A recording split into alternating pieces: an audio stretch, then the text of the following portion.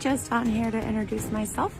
My name is Katie, and I have a small farm in Oklahoma, and each year I grow more and more food and add more animals.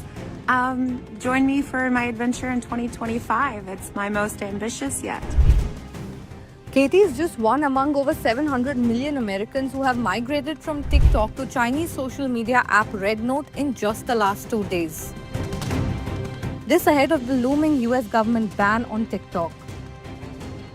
TikTok, which has been a cultural phenomenon, could be banned on 19 January under a law that forces the platform to cut ties with its China-based parent company ByteDance or shut down its US operations. Unless the law is halted by the Supreme Court, TikTok will be removed from US app stores and users won't be able to use their installed apps either. So now Americans are looking for an alternate, and this alternate is also emerging from China, which basically defeats the whole purpose of the US government's move to do away with TikTok. RedNote has seen significant growth in downloads, particularly among Gen Z users.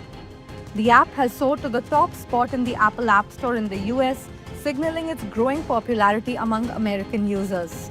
Now, like TikTok, RedNote combines e-com and short-format videos. The app had earlier gained traction in China and other regions with a Chinese diaspora like Malaysia and Taiwan, racking up 300 million monthly active users, a majority of whom are young women who use it as a de facto search engine for product, travel, and restaurant recommendations, as well as makeup and skincare tutorials. But the deal is that since it's a Shanghai-based app, it's tailored for a Chinese audience, and its default language is Mandarin.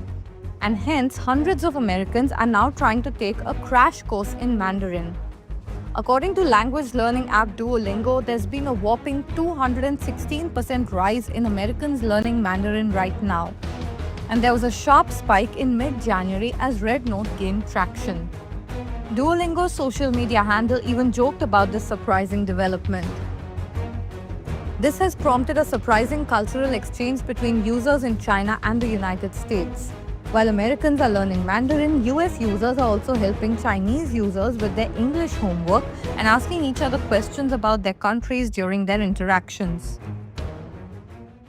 I am here. I have found the note. I've found the red note, and it is So I'm here to talk about books, to talk about music and movies, and being a general good human being kind to others, loving others, and especially being kind to those outside of your community. So I'm excited to have fun and have some great conversation around all those things and more. So welcome, or I should say, thank you for welcoming me. If it means people are gonna not go to RedNote, I say that's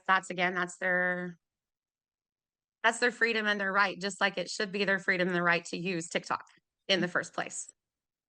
And I think we want to prove that to the government.